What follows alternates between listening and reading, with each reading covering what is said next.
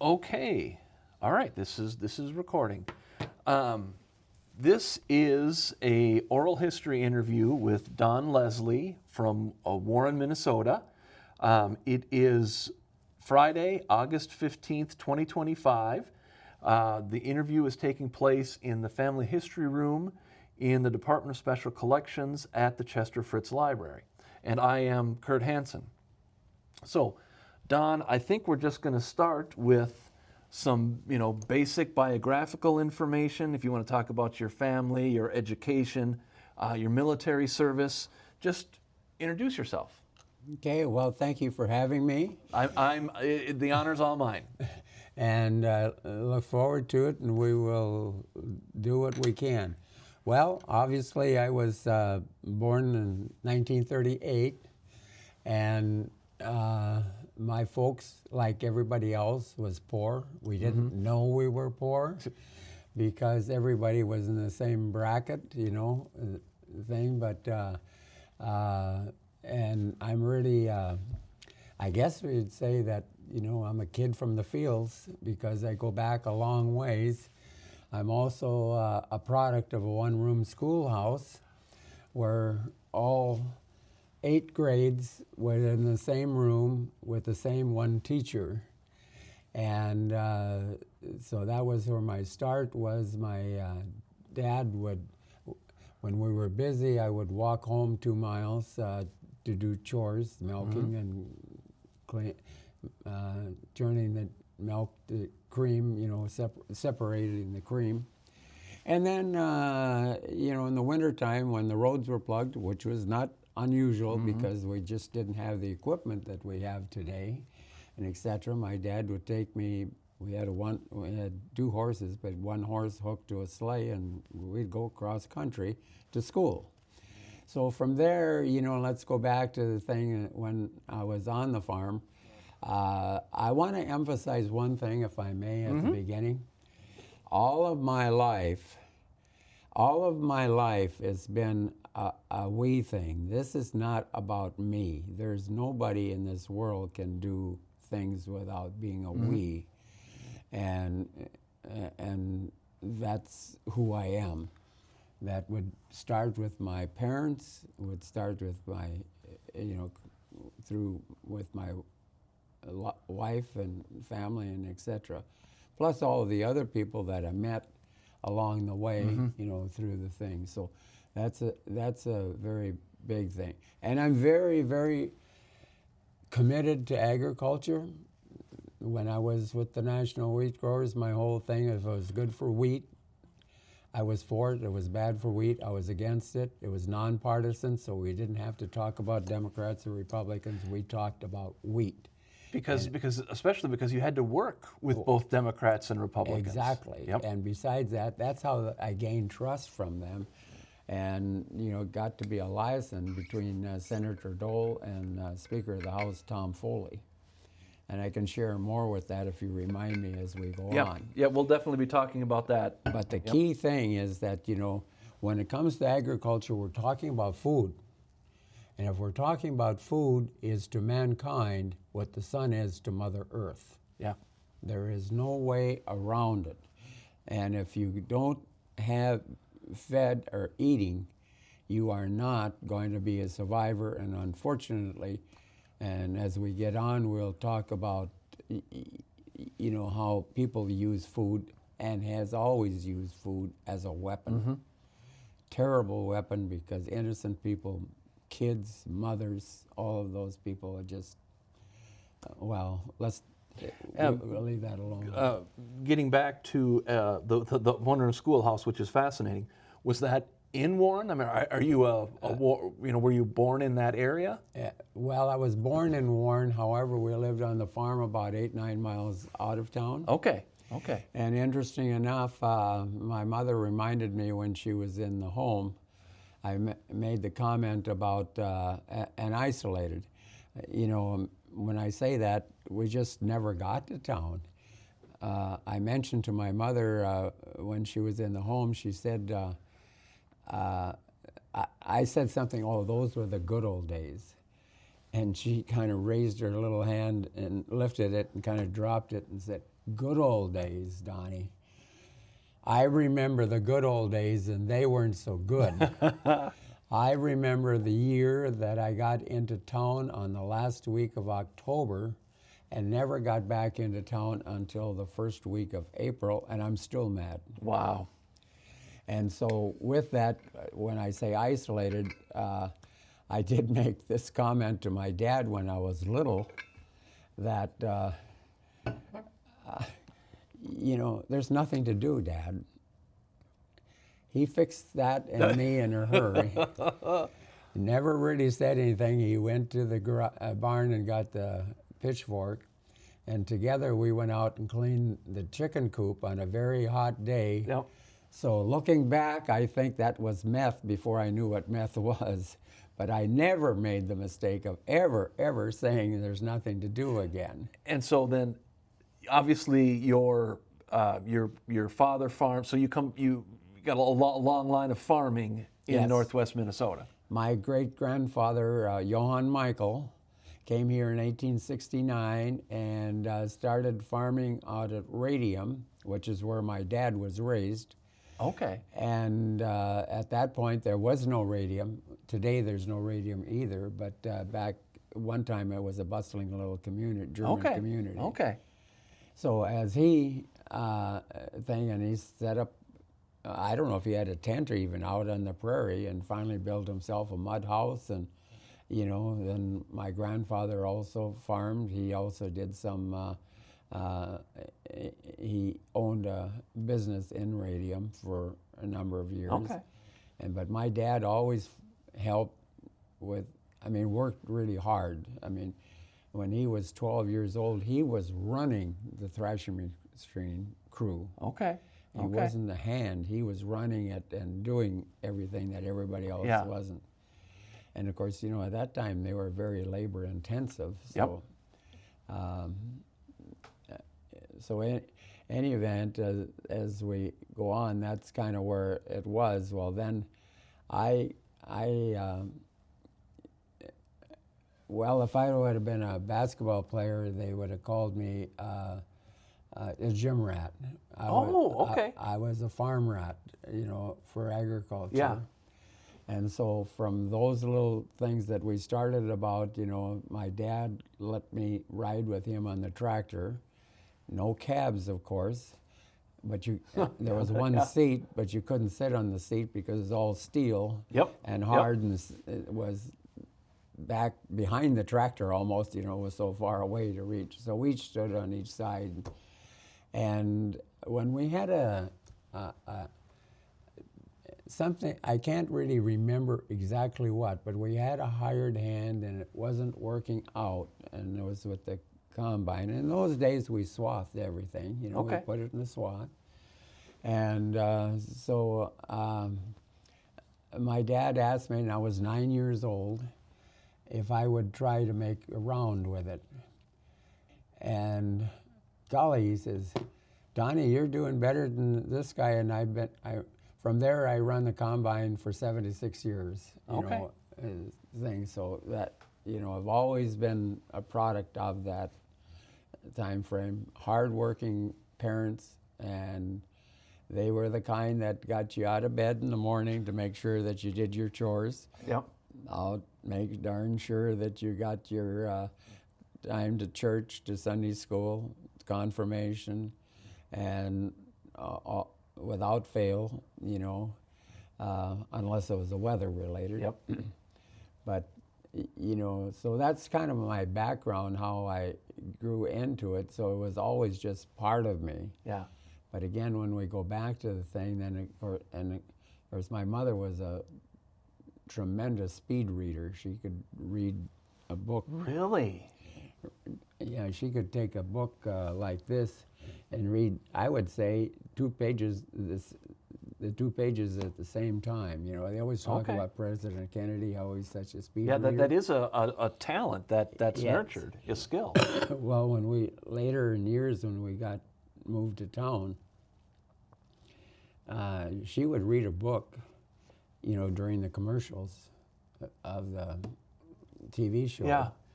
And you could ask her a question, and she'd almost be able to tell you what page it was, but Wow. for sure she could tell you what paragraph it was Yeah. in, in a standpoint. And so you did the one-room schoolhouse Yes. for how many grades? What happened is that our house was not very good, like many others, We got electric lights. I got to turn on electric light when I was 10 years old. Thought I was the most powerful person in the world. A light just come on. But the house was not the best, not any worse, not any better than anybody else's in the neighborhood. Yep. Because they were all built at that time, So, we'd even get snow on the end of my bed. I can remember that sometimes. Wow. When it was a storm. But somehow when my younger brother,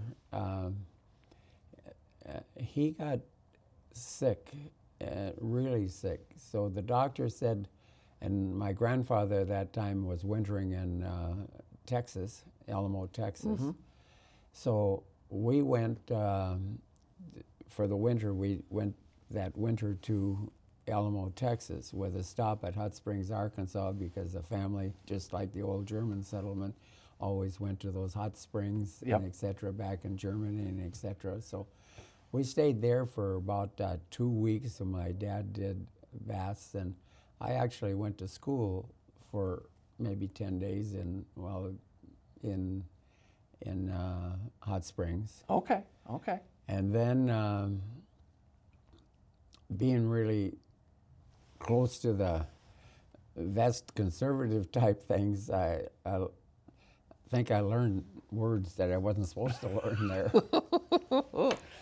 And then we went to Alamo, Texas, where I went to school that year. And when we came back, then my dad bought a house in town, so we moved to town. Okay. To Warren then. To Warren. Okay. Okay. So I started the 6th grade in Warren Public School. Okay. And then graduated Warren High School, I assume then? Yes, in 1956 I graduated there. And now it's Warren Alvarado Oslo. That is correct. But is it when you graduated? Was it just Warren, or had they No, consolidated even Warren then? had a school, Alvarado had a school, Oslo had a school. All the small towns had Yeah. their own school. So the consolidation thing had not happened. But what did happen in the time frame when I was in 9th grade, I think there was around 55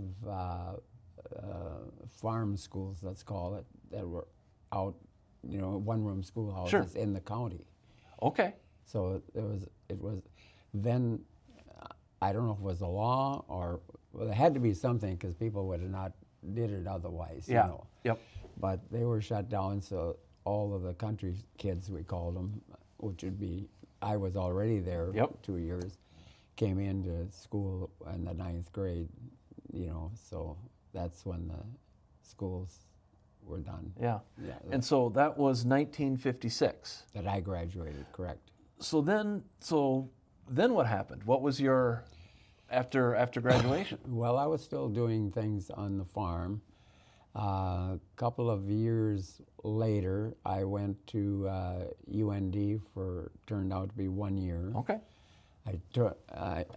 The draft was mandatory at that time, and so and UND had, if I remember right, it was mandatory. I'm quite sure it was ROTC classes, and I obviously took that. But then the draft was closing in on the thing, so I joined the National Guard after 1 year. And went to Fort Ord, California for my basic training. Was that the Minnesota Guard or the North Dakota Guard? North Dakota Guard. Okay. I was in 231st Medical Corps of Grand Forks. And there was a bunch of us. When I say that, we're talking about Stephen Argyro, Kristen, et cetera. There was, Grafton, this whole, put a big spin on it. It was all of us, the farm Yeah. kids, Yeah. And you went to, you said California for Yeah, training? I went to Fort Ord, California for my basic training, which was a surprise to me because it's about, it's closed now, but it's about 10 miles closer to the ocean than Pebble Beach. So you Oh. drive through Pebble Beach and all those billionaire houses Yeah. and et cetera and et cetera. But somehow it wasn't the same once we got past that thing. Yeah. The Army was the Army, and quite different. And all I remember is that, well, I do remember many things from there, but I do remember first off being appointed as a squad leader, which didn't mean anything to me at the time, and I don't know that it still does Yeah. either, but I do remember this, that between, it was the only post in the United States that wore their winter greens all year round. And the reason is that from 10 to 2 o'clock, you cooked. It was hot. Yeah. But the rest of the time, it was cold, especially with the winds coming in off of the Yep. ocean and et cetera. Now, you'd have never froze to death like we would here, but you could shiver to death, Yep. you know. So that was always one thing that I remembered. And then from there, I got sent to medical school in Fort Sam Houston, Texas, in San Antonio, Okay. and took my second 8. And Now, I'm not, what does the second 8 mean? well, you had the first 8 for basic training. oh, and then, weeks. yeah. Oh, okay. Okay, sure, Yeah. sure. So I was there at that point in time. I mean, it was, well, a couple of humorous things. We got a weekend pass that we got to go into town. And you remember, you know, because we never ate at restaurants. Nobody ate at restaurants. You know, I mean, now city people might have, but you know, there was population in these small towns, whereas not now today. But it was kind of funny because we went out, and I remember we went to the Four Brothers restaurant, and they had T-bones for 50 cents. With meat, $2.50. So for 50 cents, you could get a T-bone, but if you wanted meat with Yep. your T-bone, Yep. it was that was humorous and etc. Then also, what was shocking to me, and I won't use the language, but a few of our medical classes were with the WACs. You know, they come over and joined us, their joint.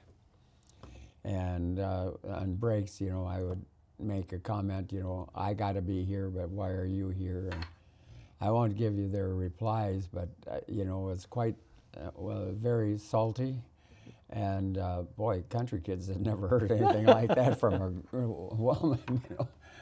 I remember dashing right back into the room. The other thing that stood out that might be of interest to folks, it was early enough where I went to a baseball game in San Antonio. It would have been a minor league game, Yep. you know, a different thing. I think they called it Class C at the time, which is same as the Grand Forks Chiefs and the Fargo Oh, Moorhead sure. Yep. Yep. midgets and that sort of thing. And I was shocked because segregation was still in place at the time. Oh, yeah.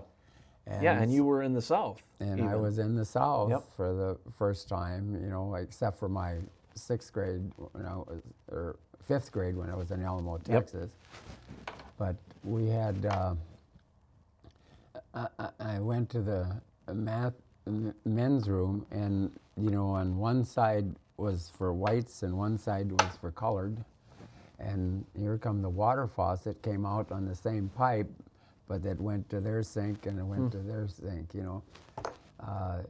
You know, I can't tell you I understood what that was at the time, you know, but I do vividly remember that was the situation. Yeah, because you had probably never seen that before. Well, I didn't know what it was, Yeah, you know. yeah.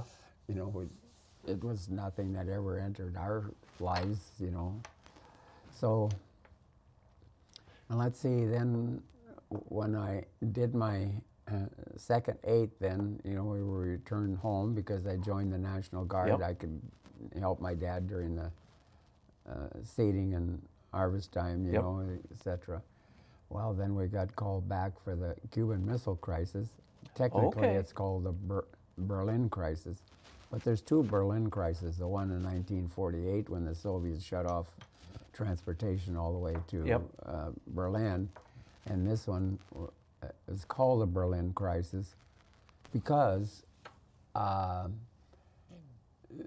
President Kennedy had called Chancellor, think of his name in a minute, and said, we've got about 300,000 troops in Berlin, roughly, but they're surrounded by the Soviets with 3 million. Yeah. And with this Cuban Missile Crisis, there's no way we can help you if this explodes. And the Chancellor said, Mr. President, we had democracy, and in 4 short years, Adolf Hitler took it away from us. And if we can't be free, life's not worth living. You do what you have to do. So with that background, and of course, I guess from our standpoint, that we got recalled, we're kind of pouting. Why should we do that? Yeah. Standpoint, we didn't understand until years later that we were fingernail close from blowing Oh, up yes. the whole world, Absolutely. and et cetera. So with the moderation, and maybe as a sidecar to this, when I was in Moscow, I went to one of their decorated cemeteries. They had interesting things the way they did this. Khrushchev at the time, I think they've changed it, but I'm not sure of that. But at the time, his monument was, half of it was in white, and the other half was sliced right down the middle, was in black. Oh. The white was for the war hero of World War II and what he accomplished, but the black was for a not so good message with that Berlin crisis. Yep. Yep. Another one that stuck out in my mind is, I don't know if you remember a guy by the name of Gromyko. Whoever the premier was from USSR, Union of Soviet Socialist Republic at that time, he was always with the new administration, Okay, so he stuck around. He stuck around. And so on his thing was the picture of it, a statue of his head. Part of his head was looking that way, and part of his head was looking to the side, meaning that he was two-faced. Yep. Yep. So you see, cultures are also different, Yeah. And so during the Cuban Missile Crisis, then you were called up? Yeah, we right? were activated. Activated, okay. We were activated and spent 15 months in Kansas, at Fort Riley, Kansas. So both Fort Ort and Fort Riley are both closed up these days. But that's where we were, and that's where we took more training. That's where we, started rumors in the morning to see what it sounded like at night. And, we laughed at night, but we probably were that close, Yeah. fingernail close to going, wherever we would have went. And so, so when I got out, then I was out, and interesting thing is that I stopped on the way in Minneapolis to see the Twins play. They were playing the New York Yankees. Yep. And a left-hander had just been traded. He was from Minnesota, but it was property of Cleveland Indians at the time. He started for the Twins, left-hander, and he struck out the side, first inning. Yep. The bottom of the first inning, both Harmon Killebrew and Bob Ellison hit Grand Slam home runs. So, I don't know, but one of those moments in history that's pretty fascinating. So that would probably be my military career, I would say. Yep. With that, I mean, we can fill in a lot of detail, but just if what we're talking about, I think that would be recognizing that later, you know, as much as I didn't want to go, it's one of the most proud things I look back in my life, that I was there at the time and was given God's blessing to not only be a survivor, but not having to go through what we were trained to do. Because we didn't, you know, it was training, so it wasn't the movies, but it wasn't real, you know. Yeah. We did not have to see what combat veterans see, and that's not a pretty picture. Yeah, yeah, that's a good point.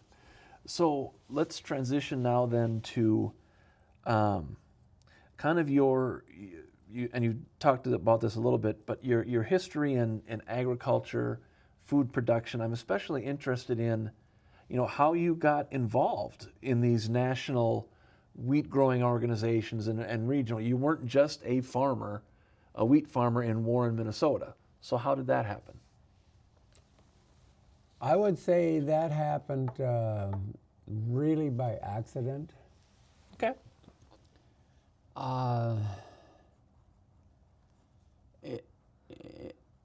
The Minnesota wheat growers were a fledgling organization at the time, just startup things. And they had their state meeting. It was held in East Grand Forks. And when I say fledgling, it was. We had 17 people there for the first meeting. And the people who kind of had started it were more of them were from the Red Lake Falls area, and then of course with the Wheat Council, which is the market development part of it, that was spread out across the state with just one individual. But I do remember we had 17 people there. Wow. And so they wanted to get somebody in what they called the chairs. That would be an officer with the national wheat growers, and then that, you know, you'd start as secretary and then go to vice president and then to president. Yep. You know, that, when I say chairs. So what happened then is that as they were pushing this and talking it around, they said, well, we got to have somebody. So they went around and asked everybody, and I do mean everybody, and everybody said no, no, no, no. I was the last one asked.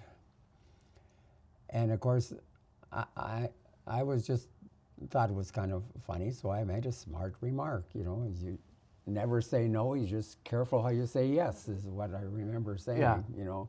Don Loeslie's nominated to run, so I'd never been to a national meeting or anything, and here I was running for office. But the next year, as it turned out, and I really come pretty close, even though I didn't know anybody or anything in the voting. I think there was only, well, I don't know, I think it was pretty even, but I withdrew my name voluntarily and supported whoever was running against. And the next year, you know, it was full blast, and I was running against Hunt was his last name. He was from Kansas, the largest wheat state in the nation. Oh, sure. Yep. At the standpoint, and I got all the votes except Kansas. And before the vote started, their representative for voting came up to me and says, Don, he says, I've got to vote for my home state guy, you know what it is, but he says, if I didn't have to, I'd be voting for you if I had a choice. Well, I don't know what that means or anything, but you know, that's how shockingly it all come about. And so I got involved that way. I would also say that there was probably a thing that I would have had definitely second thoughts about doing it, except for two things. One is that my wife and I, and at that time she was 42 years old, we lost our youngest baby. Oh. And as I went by, what was it, dinner place in Warren at that time, but they also had a bar and everything. And I thought, if I stop there once, I'm going to be stopping there all the time. I don't know why that is, but that was what cemented it in. And because we were down, our very good friends, Art and Joyce Howard, say, hey, you got to come to the national meeting in San Francisco. And Okay. so that's how it all started. Okay. Okay. And so this meeting in East Grand Forks, 17 people, is just fascinating. Roughly when was that? Do you remember what, a year? Oh, golly. Well, yes, it would have been around, because the baby died in 1977. Okay. So it could have been 77 or 78. Yeah. It was back then. So what do you think, because you've been involved in numerous other organizations, what do you think, what were your strengths? Why were you continually tapped and asked to help out? To be more than just producing wheat on the farm? Well, first of all, nothing like this could happen in anybody's life except mine. It went into agriculture went into a terrible crisis. Yeah. Yes. Yep. The 1980s were just, we had the 1970s, which were very good. Everybody was living pretty good. Universities, all of them, were talking about, hey, buy land at any price because they're not making any more of it, anything. So that's what happened, is that people with sons or nephews or nieces brought kids back from the cities, and set them up at the end of the block and etc. Interest rates were low. Not only that, is that in the 70s, but also the dollar was weak. That is a crucial point in whatever we do here today. Okay. Is that we got to talk about that. The currency was weak. Well, when the Reagan and inflation was crazy, it was just boiling, Yep. So the Reagan administration said, we're going to take that out. We're going to take out the inflation. And by doing that, of course, the Fed raised the interest rates up to 20, went from a low number to like 22%. Now you've got all these people with debts. Not I particularly, but mostly in the northern part of the valley particularly, had poor crops. It wasn't that our crops were so poor, but the harvest time come and they got drenched and drenched and drenched. Okay. So, other parts also felt the sting of crop setbacks and everything. But some of them were able to at least kind of get a crop. They lost money and they were losing equity. Yep. But they at least had enough that they could keep hanging on. Now, if you go forward with that thought, this is what happened back in that time frame, that when you had no crop, that your equity was eaten up really fast. So at that time, I was in the chairs, and it just exploded. I don't want this to sound self-serving because it's a we thing, not a me thing. But the one thing that I understood is politics. For some reason, it just came to me. It was like rolling a bowling pin down, and I knew where this guy was and that woman was, and etc. That what it could roll, and so, and that was really a thing. Now, conversely, I have two sons. One of them is quite good at mechanical work and etc. Yep. The other one is even better, much better, And I was a lost soul. I mean, I could start the machine. It wasn't quite like that, but that was not my thing. I was dependent if I had things. That's why I leased my equipment, and so that I didn't have to keep them very long and that sort of thing. By the way, I don't know when we talk about it, but in this time frame, like everybody else, we had financial difficulties. I started running a custom combine operation at that time. Oh, okay. We started in Munday, Texas, went down south of Corpus Christi, Texas, and then the distance between Warren and Munday, Texas, which is on Oklahoma border. Mm-hmm. From there, from Munday, Texas to Corpus Christi was further than it was from Minnesota to Texas. Yeah. So that was something I wasn't really prepared for, but I had friends that were in the business that were helpful for different things and lined me up with jobs. And I did not make any money, but I was able to manage my own money where I did, the banks were not happy about giving anybody any money, unless you were my age today and had things going financially for you, everything paid for and et cetera. Well, when you're a young family and you're starting, that's not the case. That's not going to happen. Yeah. So with that, that's how I got into the custom thing, and I didn't really make any money, like I said, but I got my cash flow. And so then we basically rebuilt again from there financially. And we will eventually. I'm picturing at a future interview. We're going to talk more in depth because you worked with the Reagan administration. You've met so many important political figures. But what's interesting to me, and it seems like the whole reason that we're here today is because of the Mercy Wheat program. And so I had never heard of this at all, but that was the reason why, Coach Bubba, and you and the dean, my dean, Rebecca Bickel, and I sat down to talk. And I had no idea that this happened. And it was a very important, to post-World War II America. So talk to me a little bit about Fiorello La Guardia and him visiting the Red River Valley.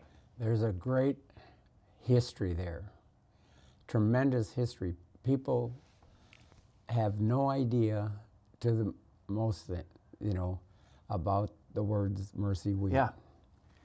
And we've got to go back to, if I can, to explain this properly. Please. We got to go back to World War I. We asked the nation farmers, which they responded by breaking up land and etc., to come back into, to put into production so that we could feed not only us and our war machine, which, etc., and also the Allies. Mm-hmm. As soon as it was over, catastrophe hit for this reason. Germany would not sign that Versailles Treaty, and they shouldn't have been asked to sign it because it was so catastrophic that there was no way to do it. So because they would not sign, France took the liberty to go into Germany and really basically steal all the birds and all the animals. Britain blockaded, so nothing could get in. We had the grain and turned our head because, hey, those are friends, and did nothing. Yeah. Okay, several things happened off of that procedure. By the way, those repatriations were so difficult that Germany made the last payment on October 3rd, 2010, 92 years later. Are you serious? Yes. Wow. Wow. So they were stiff beyond stiff. Yep. So what happened that Germany, first off, had no chance to do really anything. So what happened is they started printing money is the only thing you could do. So in 1921, it took 8,000 German marks to buy $1 US. Huh. 1 year later, it took 4,200,000,000 Wow. marks to buy $1 US. Yeah. So with inflation like that, and people got to, if I can oversimplify the explanation, inflation, what does it mean? It's numbers, it's statistics, you know, it doesn't really jibe to anything. Yeah. But put it in real life, you got $100,000 in the bank in the morning when you sit down to have your first cup of coffee. Inflation that fast means that you want a second cup of coffee immediately. It's still got $100,000 in the bank, but it only buys 50,000. By nightfall, it buys nothing. Yeah. So by nightfall, you got $100,000 in the bank and no money in standpoint. So that goes along. All of a sudden, then rioting starts up, lawlessness starts up, and everything is in the streets. Everything is all crazy, you know, and etc. Well, by the end of the week, you're beating up on grandma to take her food to feed your little ones. Yeah. Yep. I mean, it's a terrible comparison, but it's the fact of life. That's what happened to Germany. Yeah. So with Germany then, with the standpoint, that set the stage for Hitler. Yeah, absolutely. And so he got a hold of some grain, and there's many facets of this, but particularly even had bread cards and etc. And if you want some food for your family, welcome to the Nazi Party. Yeah. Yeah. So that's how we started, and of course those kids who starved during that time, I mean, they were some of Hitler's most fervent followers. Sure. Absolutely. In World War II. Yep. If you're joining the party to eat, you're going to, I would think, look favorably upon. Yes. You're going to become fervent. You're in it. Now, with the United States, what happened during that time frame? Well, we had all this grain that we were built up for and etc. You know, so here it is all piled up here. Wheat in 1921, believe it or not, was $3.21 a bushel, which would be about $50 a bushel today. Yeah. The next year it was 66 cents, corn was 7 cents. Okay. And so the short of that is this, is that we had depression on the countryside, on the farms, 8 years before the real depression in 1929. Okay. Yep. And in 1929, we also had the depression, but we also had drought, crazy drought. Yep. Grasshoppers and etc. You know, now with that thing, you know, with farmers not having any money to exist, and it was so bad that in South Dakota they had what they called burial days, where the animals were so wasted they were too weak to ship any place or anything, and they couldn't feed them. The neighbors would go in and get one bullet from the post office and come back, and there was a hole dug, and they marched their animals in there and they'd shoot the animals. Wow. The burial days. You know, my grandmother told me about, you know, they used buffalo chips for heating and etc. So, well, that's what we got, and then we get into the dirty 30s. The drought, you know, horrific. Yep. Yep. Grasshoppers, so bad, you know, they could knock a grown man down with the swarms they come in. I've seen read stories of like a cloud of grasshoppers coming, you know, that you could see for miles away. Yeah. They would eat the fence posts. Wow. They would eat the tongues off of wagons. They would eat the clothes off the line. They would obviously eat all vegetation, grass or anything else, just mowed it, you know. Wow. And again, back to the standpoint, swarming, just as you said, that with such a thing, the velocity that they would knock a grown man down. That's amazing.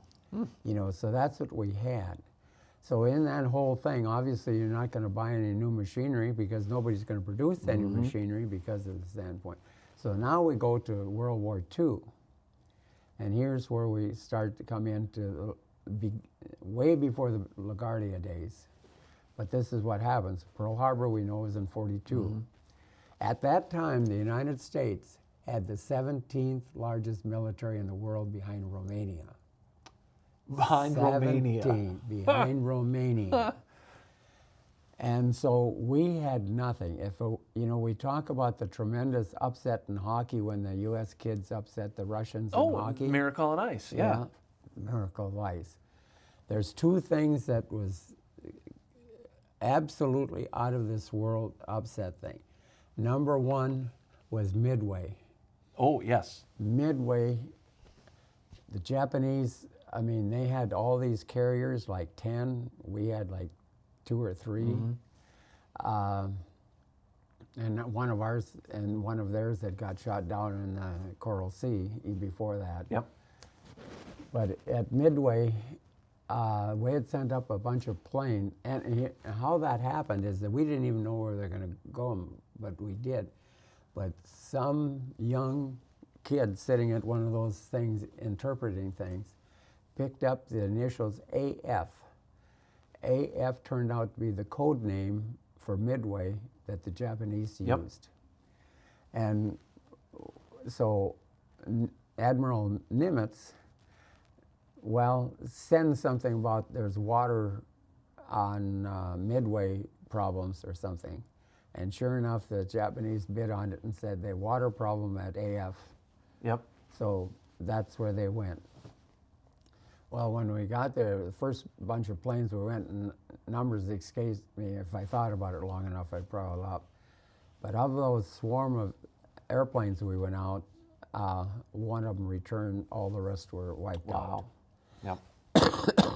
So then comes the standpoint that Japanese now, they're putting in their bombs on their planes and etc.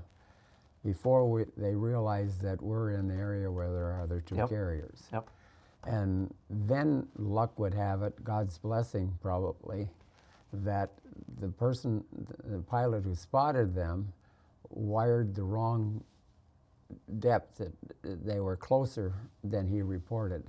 Oh, okay. So the Nagumo, was that his name? He's got these carriers, he's got these ships all loaded with, or airplanes all loaded with bombs. Yep. Well, what do I do? Well, I decided to take all the bombs off and put torpedoes in. Yep. And in the meantime, hey, get some rest, guys, because you're going to be busy. So, you know, have a little sockeye and, you know, just rest a little bit. Well, that took the time. Well, while that change was going on, we had these dive bombers. There were only a few of them. And in 12 minutes, we sunk 4 of their carriers that were loaded with all of the fuel, all of the airplanes, all of the crews, all the pilots, and etc. At that time, that was a big cutoff. From there we went, and that was, let's see, that was early in 42. That would have been like June or July, I think, right? Yeah. Yeah. Then it was Guadalcanal. Guadalcanal was the avenue that if the Japanese hung onto Guadalcanal, they could cut off Australia and all those southern things that we had. So that was 6 months of fighting, and having heard many of those guys while they were still alive, you know, when I heard them at the World War II Museum conferences, they had World War I equipment. They had quite a bit of it, but this one fellow told me that, he says, you know, they'd come with these bonsai attacks, and so they'd shoot with their World War gun that they had, but the barrels would get hot, so they had another one. They'd jump over there to the next one. Yep. And then, you know, they sometimes had to pull out in front and pull the bodies away so they could shoot. Wow. 6 months that went on. 6 months. Yeah. Well, we're here in the Department of Special Collections, and one of our big archival collections is the 164th Infantry, which was the North Dakota National Guard during World War II, and they were at Guadalcanal. Yes. So we've got lots of resources and such related to that. Well, Yeah. between Midway and Guadalcanal, that saved us. Yeah. Because with that was 1942 now. So we used the end of 42 and 43 to arm ourselves into that juggernaut that we become. Yep. Crucial. So with all of that, of course, we get into the scene of, you know, of rebuilding and et cetera, and then we do this island hopping. Yep. And as from being the 17th largest military in the world, we with Canada and Great Britain were able to invade Normandy. Yep. You know, on let's see, that was June 6th. 1944. My grandpa was there. So. Was he? Yep. Thank your family for his service. That was not a good place to be at the time. So, but on June 15th, you know, we invaded Saipan. Okay. So here we are, look at the 17th largest military, all of a sudden look at where we are. Yeah. So when we put all of that together, and from Saipan, it's bloody Saipan, Tom Clifford was there, you know. Oh, okay. Tom Clifford got wounded there. Okay. And he won wasn't a Medal of Honor, but he won some high thing. Okay. Ken Nelson from Warren, Minnesota was there. There was only like 17, 17 POWs taken alive at that early part of the Japanese thing, and he captured the first one by himself and held them down. So, yes, I mean, we're talking about our kids, aren't we? Yeah. Yeah, we know them as the senior people, but they were 17, 18, 19-year-old kids. What I've, you know, with Tom Brokaw, you know, he calls it the greatest generation, which makes sense. But what I can't get over, at least for my grandpa, he was just a normal, average central Minnesota farmer. Yeah. You know, I mean, it's just, I mean, I love the guy, but there was nothing, he was not a hero. He was a farmer. Yeah. You know, and he's helping to save the world. And let's go back to this food thing for just a second on that moment. When Franklin Roosevelt reinstated the draft, the first million draftees, 130,000 failed the induction physical. 130,000, 13% of the first. They were mostly city kids. So you see, we had hunger back in that day as well, right? You know, with the standpoint, so you can see where this is and what a massive program that was. And again, you know, all of a sudden we needed everybody in the military, you know, all the John Deeres and the Ellis Chalmers and International Harvesters of the day and et cetera. You know, they all had to shut down and build war machines. Yep. And there's a story in a paper that I have here in regard to, I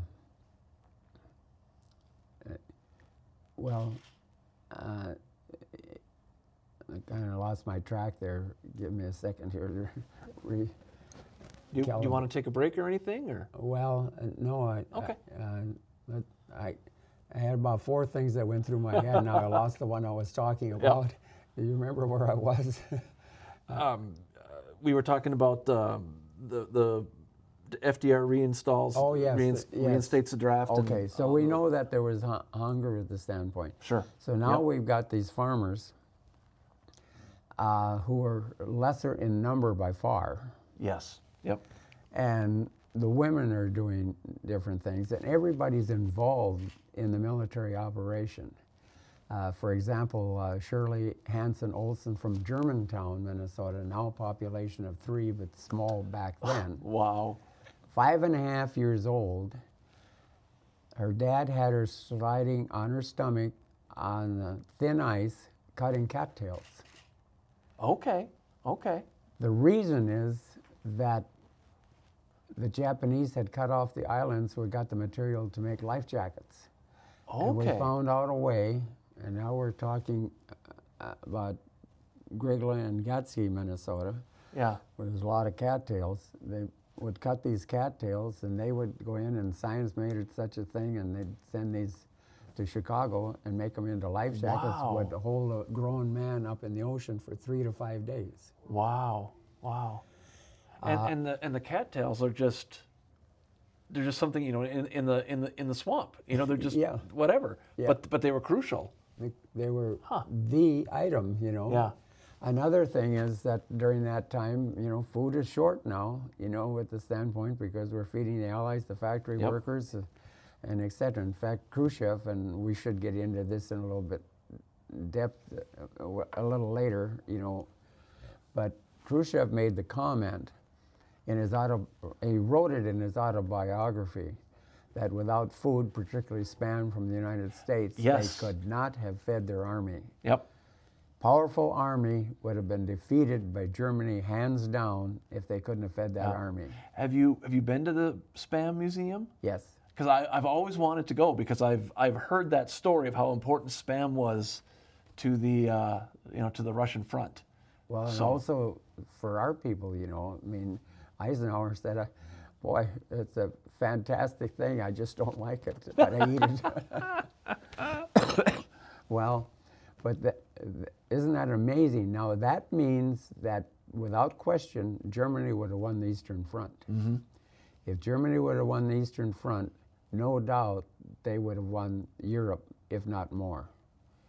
Because, you know, we were still gaining strength, but the biggest reason is that it took all of Russia's strength, all of Britain's strength, and all of the United States' strength to win. I mean, after we got going, that was a different thing, but here we are.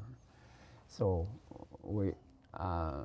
there's so many things that had to fall in our place. You know, Midway Yep. was a miracle. Guadalcanal was hard fought. We rebuilt, and then as we've got the draft that had been preceded the World War II, but people not fed that well. I mean, 13% of your first million young guys. That's a sizable percentage. That is a staggering amount Yep. of people. So that means that the cities had hunger. Farm kids not so much, because you know we butchered our own animals and etc. So then as we go along, then the war finally comes to an end. An answered a long-winded answer for your question. Yep. But comes to the end, and at that point, see, now we got to go back to World War I. We did not feed the enemy. Even the Prime Minister Lloyd George of Great Britain said, with terms like this Versailles Treaty, he says, we will be fighting a bigger and worse war in 25 years. It took 23. Wow. Yeah. So Yep. as we march along with that, then it's our people in the Red River Valley. And the reason it's our people in the Red River Valley, and when I say Red River Valley, I'm including North Dakota. We were the only places in the country that had granaries. Okay. Therefore, we were the only ones with grain. And the reason we had grain is that we used the POWs to help us harvest 1944 Yes, crops that is true. Yes. Yep. and 1945 crops, which is astonishing to me that they would be helping us harvest grain to feed our army, to defeat their homeland. Yeah. And yet, at the same time, April 26, 1946, La Guardia is at Climax, Minnesota, kicking off the Mercy Wheat Program, and that product that they harvested in 44 and 45, which is okay. is being sent back to help their starvation people. Okay. So that's interesting because, yeah, the POWs of the countries that we're sending the food to helped harvest it, plant and harvest. They helped beat their own country. Yeah, they helped feed their own country. Interesting. And then that same food we turned around because of the start of the Mercy Wheat Program to kick off to feed their hungry back home. You know, and we're talking about real hunger and starvation. If the war in Japan had not ended in 45, Yeah, August of 45. 10 million Japanese would have starved to death in 1946. Wow, okay. Worse yet, there's another thing that would have happened. Probably guerrilla warfare, and they'd have probably still been fighting. Mm-hmm. They also, with the thing, is the Russians had promised and had been into China and Manchuria already. They were going to come in onto Japan, and we would have ended up with a North and South Japan, just like a North and South Korea. Yep. Now, think about that for a moment. So that is one thing besides the starvation. Oh, let's go back to Europe.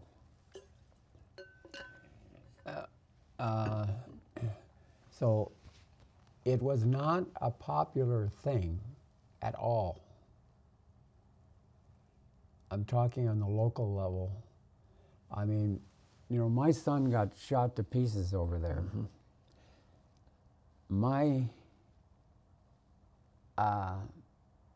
Hey, if we got wheat and we're milling it, because, you know, we've been rationing grain and everything all these years. Excuse me. If we've got grain, we want to mill it, we want to bake it, we want to sell it. Yeah. It's profitable. Besides that, they just shot up my kid. They just, you know, whatever it is, 2 world wars. We're tired of those people. You know, they're not very popular, and that's the best words I can use. It was worse than that.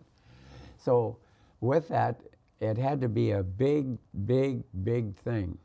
And in a couple of my speeches, you know, I've written, and we maybe should touch on that a little later, you know, as the progress went. But with that come the people up here, hey, we didn't do it in World War I, and we got to feed the enemy. Yeah. So. And that was what La Guardia was saying when he toured. Well, see, and La Guardia came on the scene late. I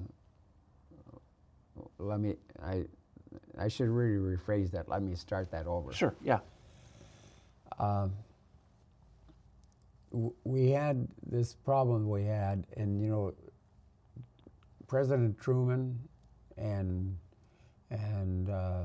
other leaders were trying to get something going because Russia, believe it or not, was sending France some grain, even though they didn't have any themselves. Okay. Obviously, expanding the communist role. Influence, yep. So, with all of that, then come with this thing of hunger all over. Eisenhower even got out of bed. He was ordered to bed for exhaustion, and went and testified before Congress on Thanksgiving Day that, hey, we're going to if we do not do the food programs, we will end up losing this war that we just won, just like we did in World War I. That was his words. So, which is monumental when you think about it. So, anyway, as we went along, then there was and let's go back to that at a certain time. You know, things marched on for time, And then in April 1st of 1946, La Guardia, the former mayor, was made Enron director, a United Nations Region Relief, UNRRA. Okay, okay. And so he'd been on the job for about 2 weeks when he realized where things were. I'm talking about the grain, and that they had to give the grain over to the seas. So with the grain here in North Dakota and the Red River Valley, that's what brought Climax, Minnesota, population 202. Or 5,000 people showed up on that day, all dressed up, and even the grain people working at the elevator had nice clothes on and flowers on their vest and etc. And for the audience, it's available on YouTube by just these 4 words. You Google Mercy, like have mercy, Mercy Wheat, YouTube, and you will get 1 minute and 16 seconds of a newsreel, which is the newsreel happened in those days because we didn't really have radios. We didn't have, Certainly didn't have TVs. But LaGuardia's speech ended up not only saying what was needed to be said, but his speech, was broadcast on every CBS radio station in the entire United States. Okay. Now, From Climax, Minnesota. From Climax, Minnesota. Okay. Now, when have you ever heard an agriculture speech broadcast anywhere in its entirety? But it was all over and part of Europe. And next day, it was reprinted in the New York Times. Yep, I think it's right there. Word for word, April 27th, 1946, 1 year later. So that was the kickoff of several programs. Let's see, the Friendship Train, the Freedom Train, the Care Package, the Silent Guest things. All of those, starting with the Mercy Wheat Program, was 1 year and 11 months ahead of the Marshall Plan. That fascinated me because I just assumed it was part of the Marshall Plan, but it preceded it. Oh, it was before. Yeah. Because it was before that long, is that it really was also the impetus for the Marshall Plan. First, the Marshall Plan was front-loaded with food too. Okay. The first, let's see, how many, right now I can't think of the number, but I think it was around 100 and, it's several thousand tons that went on a ship out of Texas. Okay. Now back to the Mercy Wheat Program, when you Google that, interesting thing, because they had to have that, we're talking, this is April 26th, he's talking about starvation of millions of people in a month. Now, when you think of it, from Grand Forks to Baltimore is roughly what, 1,800, 2,000 miles? Yeah. Well, the difference and our grain went to Duluth to go to Amsterdam. Okay. So the difference in this kind of shape gives a new perspective for speed. The grain that left Duluth and some cargo that would leave Baltimore, for example, the difference between those two is less than 400 miles. Okay. Even though it's 2,000 miles to Baltimore from here, but to Amsterdam from Duluth and Baltimore, only a difference of 400 miles. Yeah. Well, the curvature of the Earth. Sure. So, that always stunned me when I started putting some of these things together, Well, anyway, then, of course, with this, happened at Climax, and maybe it's a good idea to play that 1 minute and 16 seconds just for your camera. Yeah. But Marshall then at that point, they had a Marshall Plan, but it wasn't working. They're sending money to independent countries, and it was basically just going nowhere. So he called it together and said, hey, we're going to give one lump sum and you're all going to do it together and you got this much time. Even Russia was invited. Okay. Russia showed up but walked out because, hey, we're not going to be any part of any Western program, and so condemned their people to starvation and miserable life for the next one. Well, probably goes on now, but certainly went on past Stalin's life. So that's kind of how that all come together, and it's our people. You know, we're talking about your dad was in the, you know, at Normandy, so it, you know, but he was a farm kid raised, but that would have been his dad, your grandfather. That would have been sweeping out every little corner of the granary. Yeah. And here's another staggering thing that I think. You know, April 26th, it wasn't until 1954 that we had more tractors than horses. So think about how antique our equipment was, and you know what we had when the war started is that's the only equipment that we could have. I mean that had to go. So with that, you look at, you know, as you continue on with that, you know, it's almost like a fantasy that had come together at the standpoint, because here it is. You know, other things that's in, by the way, what I was going to say, those elevators are not very big in those days. And what are these old trucks that had, and you see that picture in the Mercy Wheat program, they plugged the elevator, which was some common when I was growing up. It didn't take long, the elevator was closed up, filled up, they didn't have any room for any more grain. Well, that's what happened there. Those trucks that they needed to go back to planting, you're planting on April 26th with that old equipment or horses. You had to get it done, you know. How did they do it? I mean, it's just mind-boggling. What always interests me so much about this is, here's La Guardia, mayor of the most urban city in the United States, and he's speaking to 5,000 people in Climax, Minnesota. I mean, you talk about a 180-degree difference, Manhattan, Climax. You know, I mean, it's just, but yet his speech got results. And, you know, and you know,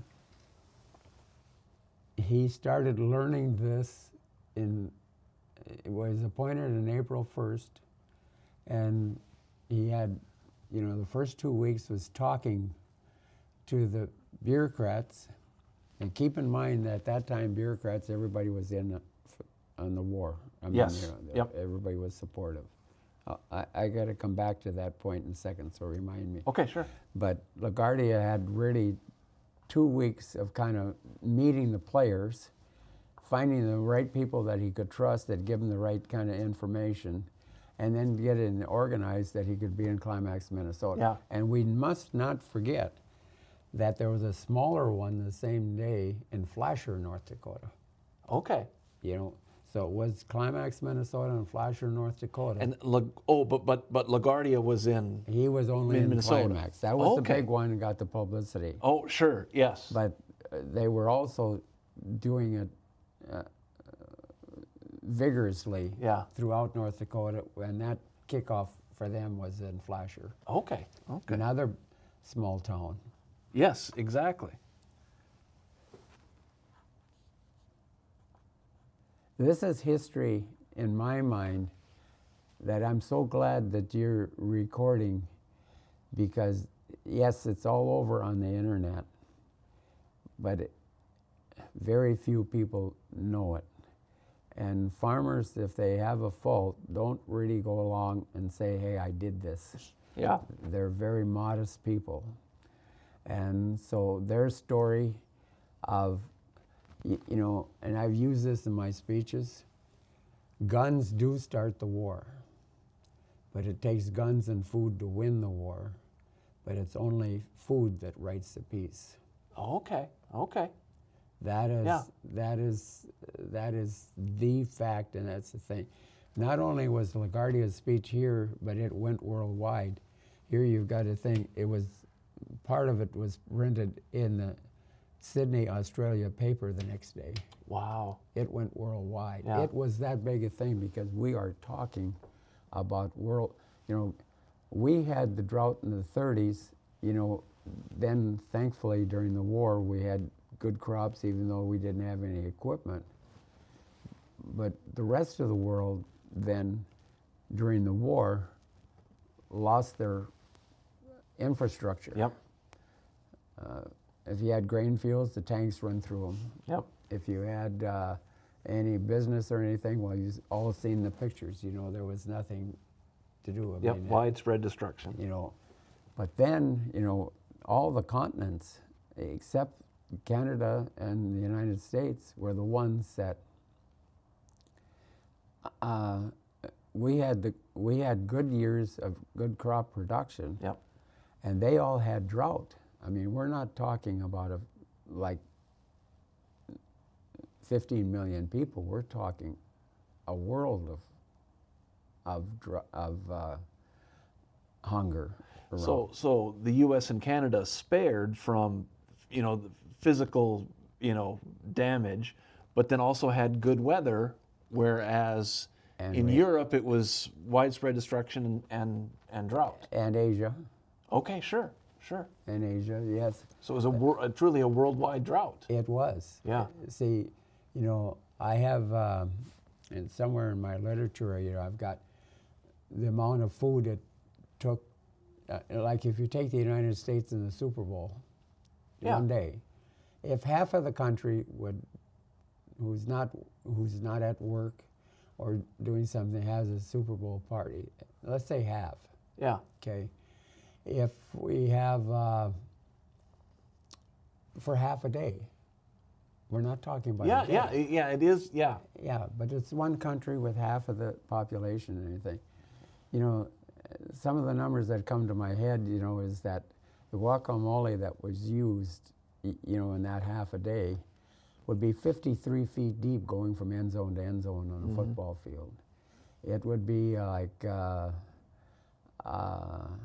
chicken wings go around the world, how many times? 140 times, or no, it's more than that. Wow.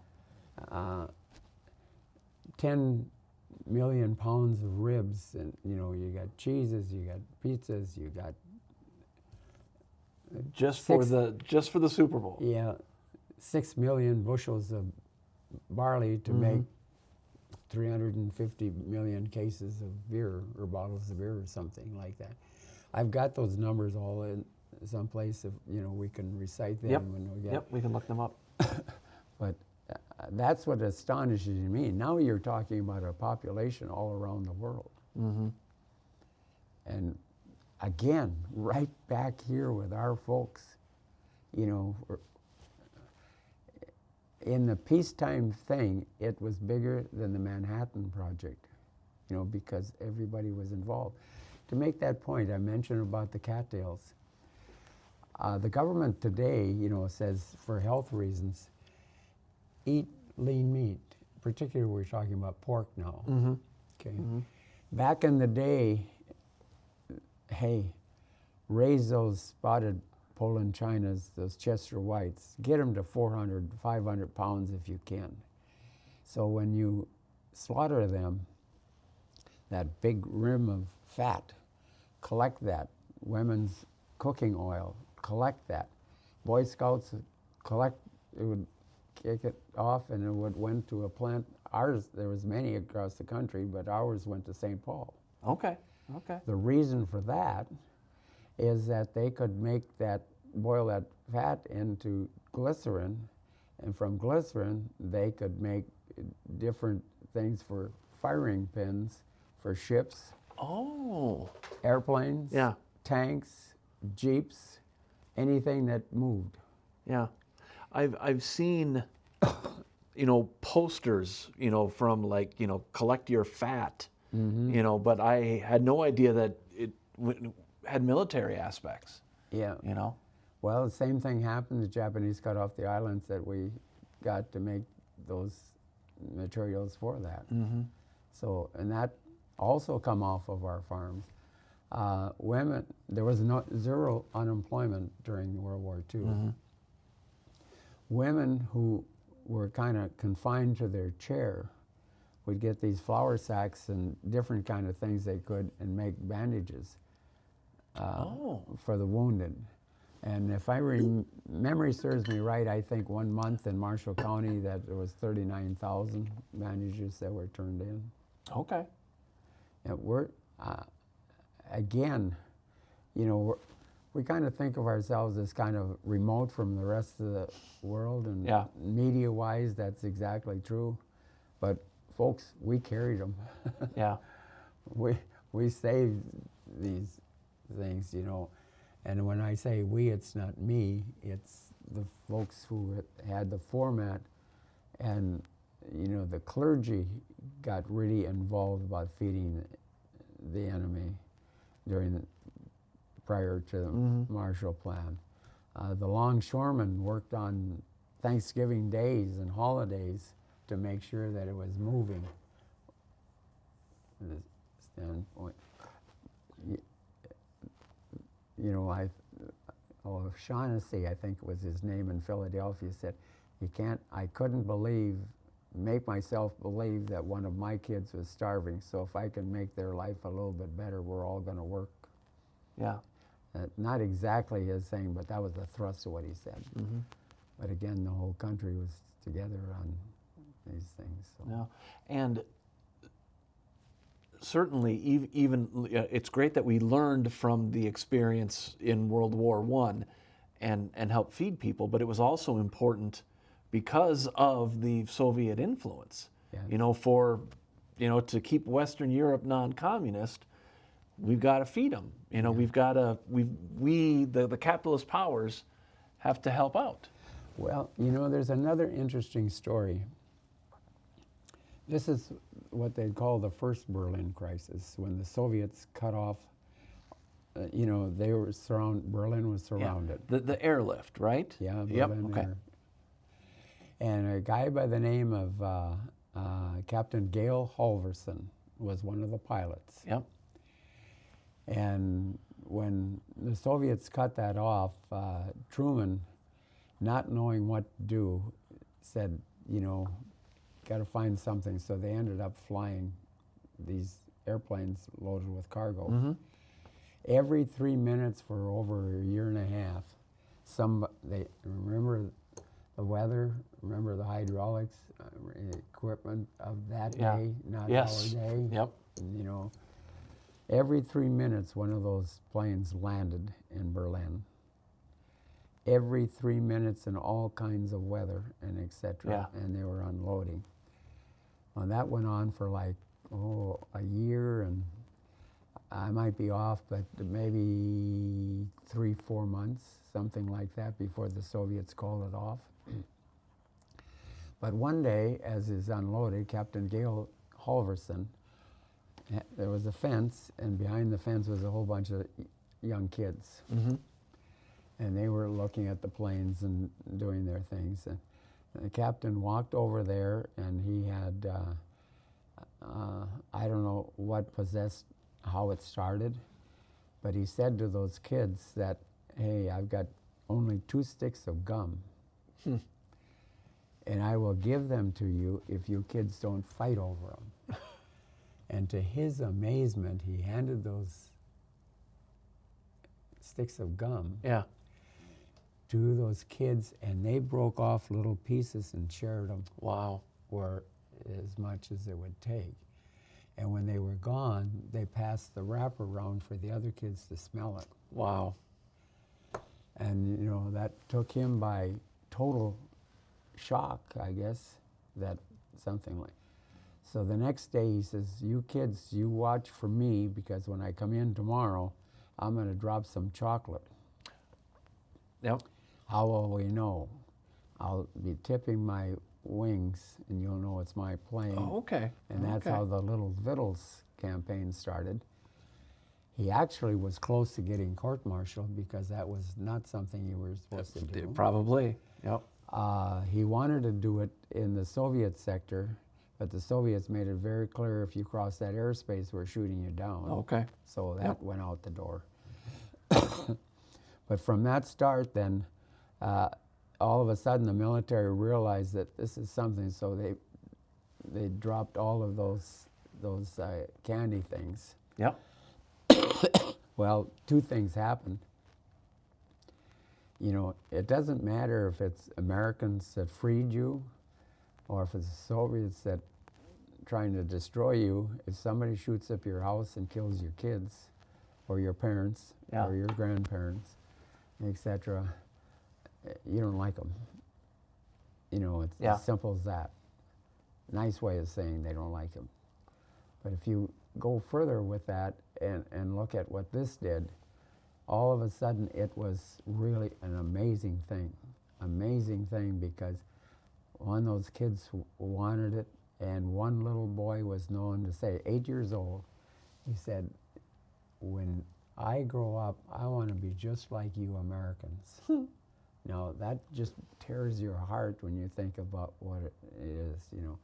But having said that,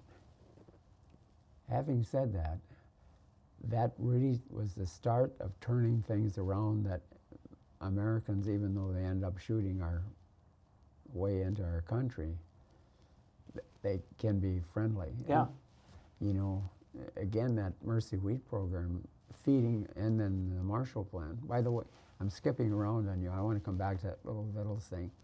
But the Marshall Plan, front-loaded with food, and then all the other things people could start to work with, you know, it made people friendly to us. Look at feeding post-World War II versus not feeding post-World War I. We have friends, Germany, Japan, and Italy for over 80 years now. Excuse me. So anyway, that got to be a big campaign, and the little Vittles story happened just like that. When MacArthur was leader of the occupation force in Japan, Okay, sure. he introduced baseball. Now keep in mind that after Saipan fell, the Japanese knew they could not win the war. The idea was to make it so vicious and so bad that the Americans say it's not worth it. And so we thought they had 1 million troops in Japan for the invasion of Japan. MacArthur ordered 250,000 body bags for the invasion. They actually had like 5 million and had troops in Japan, or excuse me, China to bring back. Yeah. Called it, you know, which is another story. But back to the baseball. Interesting story about that is that with the baseball thing, before I do that,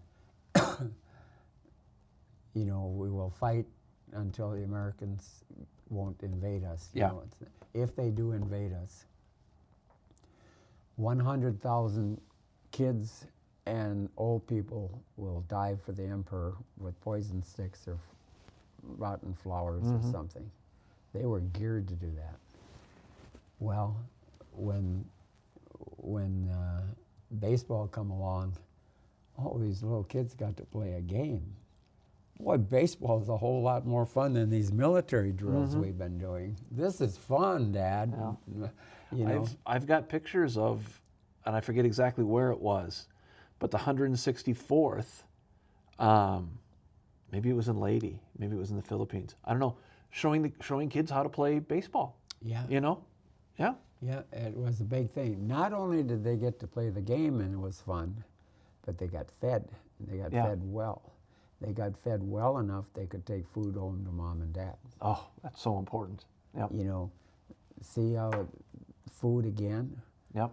All these things that people with horses, people with tractors, you know, you know, the old saying is that, you know, well, I was asked the question one time, you know, who should be interested in agriculture? Well, if you eat or if you wear clothes, you're involved with agriculture, Yep. no matter where you are. Yeah. So all of this thing is that, again, comes back to food rights to peace. And then my fifth grade educated dad once told me, several times told me, he says, just remember, he says, people probably can dislike each other, but they're not going to fight on a full stomach. Yeah. Yeah. Even neighbors don't fight on a full Yep. stomach. You know, they get grumpy about other things. But. I've got notes here. You would want to talk a little bit more about the Little Vittles program? Yeah, well, that continued on, and I can't remember, but you know, and I do have pictures, you know, of those airplanes, you know, lined up. I mean, Yeah. they're almost nose to nose. Yeah. You know. But Well, that program got to be so big, and you know, obviously you know, the number escapes me how many tons of candy they dropped in, Yeah. etc. Well, even talking to my dad about serving in Vietnam, he talks about giving candy and chocolate, you know, to the kids who are running around, you know, in wherever he was, you know. So American GIs tend to, you know, have a history of doing that. Yes. You know. Well, you know, America is great because America is good. And if America ever ceases to be good, America will cease to be great. Yeah. And Edmund Burke said that in the mid-1850s. Okay. You know, and that nails it. Yeah. That's it. That's it. So, yeah, it's amazing. Well, and it's interesting. We'll in a future interview, I think we'll talk a little bit about Gaza, but I think I read that they had airdropped in, you know, pallets of food, and I think they've killed a couple of people who, you know, it lands on them, or, you know, it lands in the ocean, and then, you know, people drown trying to get it. So. Well,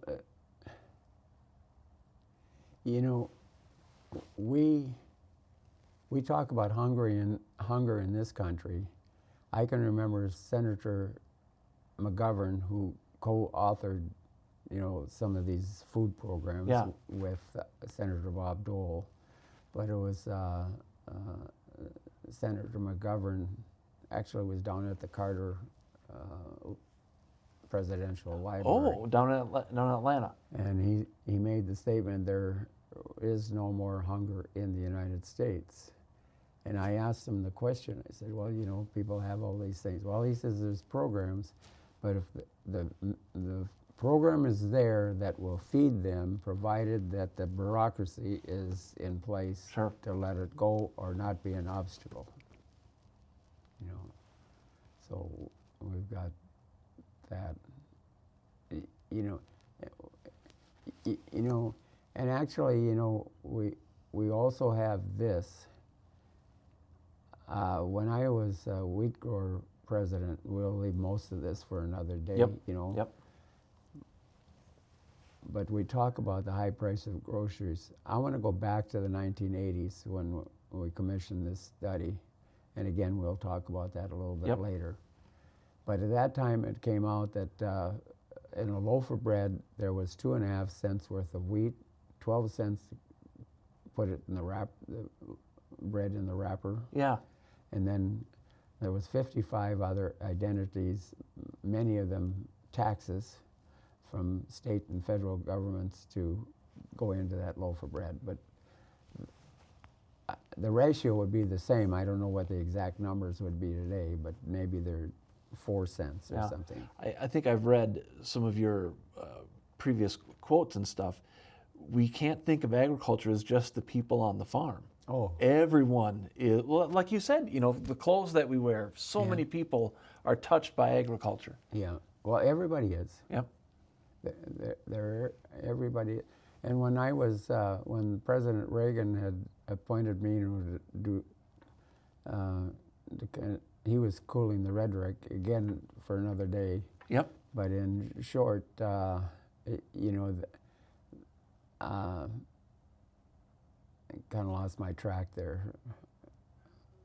President Reagan named you Yes, to I a was, group, I there think. was three of us, an agronomist, Art Shaw from Montana State, Okay. and a USDA guy, Keith Severin from Washington, D.C. office, and one farmer, and I was that one farmer, went across the Soviet Union for 3.5 weeks. Okay. 13 time zones, that's a big country, Wow. you know. Wow. So, you know, yeah, I just, And this was during the 80s when the Yeah. Cold War was still yeah. warm. He wanted to cool the rhetoric because he had made the comment about the evil empire. Yep. And the Russians were preparing for war because they thought this wild cowboy was going to be shooting nukes, you know. Yeah. Well, they were close a few times. So we've been talking for about an hour and a half. I think we've covered what I had envisioned. Anything else Well, that strikes? I just happened to look down at my paper here. I Sure. wonder if you were asking me, you know, about my military thing and etc. You know, is it okay if I add something? Oh, please. Yeah. You know, there was a movement here. Well, I think it started in. Well, let's stay away from the year right at the moment. But I've been, you know, a supporter of the military, even though, you know, I complained while I was there and didn't really Yeah. have anything to complain about. But, you know, I've been on 7 World War II tours. Wow. Okay. And the early ones had World War II people who made those landings, like Sure. your grandfather. Yep. And it's amazing what they told. But even more amazing is that with that, we had our authors and our historians from our country and who wrote the books and et cetera Sure. on these with things. But we had what they call step-up guides on these foreign countries. That would be their historians and their authors and et cetera. Talking about it from their perspective. Their perspective. And with the troops themselves there, wow. You know, I mean, you heard things that didn't have. One of those happened to be in someplace in Russia. I don't know where it was, but, you know, we actually had our guys, World War II guys, and some World War II Russian combat Yep. guys. Maybe Yep. probably a story for another day. But anyway, with that, you know, I've become very. Well, I started having appreciation for the military, you know, after I was out, you know. Yeah. Well, I had appreciation for the military, that's wrong. But I mean, it started to really live in me, and then I realized how much these guys went, and it's just growing from there. Well, anyway, in short, what I'm going to say is that there was a nationwide movement started to honor the last Medal of Honor holder for World War II, Okay. to have his remains lie in state in the nation's capital, representing not him, but all 16 million men and women who served in World War II. Mm-hmm. And that took us a while. And was really called a state funeral for World War II veterans. Okay. And I was the Minnesota state chairman. And in 2019, of all 50 states, I received the Caisson Order Award, which was for the Volunteer of the Year. Wow. And so it was a big deal, but we actually pulled it off on, let's see, July 14th in 2023. Woody Williams, who was the last survivor, he was a tremendous guy. I got to spend 4 days with him previous to that. his body lying state at the Capitol Okay. in the Rotunda. And it was the first time in like 246-year history of the United States at the time that any NCO, non-commissioned officer, had lied in state Wow. in the nation's capital. And that was some of the things, even our own governor refused to sign it because, hey, it's never been done before. Well, that's why we're doing it, Governor. Yeah. Now, others, our whole Minnesota legislature, a congressional delegation all signed it, I don't know if I should put this, but it's true. Our governor, who was leader of the National Guard for 24 years, wouldn't, Yeah. But, North Dakota's people were all on board, and he said, but it was a big deal because it had not been done before. And one of the quotes is that the hardest thing to do in life is to change the history, to do something that has never been done before. And if a team or a group dedicated people can do this, it's a great quality to have. And our national chairman who started this was a guy by the name of Leigh McNutt from Texas. Okay. And it started because of his 10-year-old daughter. Huh. And let's see, Dick Winters was a Medal of Honor holder and was the godfather to his daughter. Yeah, he was in the 101st. Okay. I think the HBO series. I can't think of what it's called now. Band of Brothers? Band of Brothers, that's it. Yes. Yep. See, I met some of those people, and the Band of Brothers mostly were gone, but I did do that tour, Okay. And there was one guy who was a Band of Brother. Let me finish this other and then remind me to Please. come back to that. But so anyway, his daughter said, "Why can't we have a big funeral for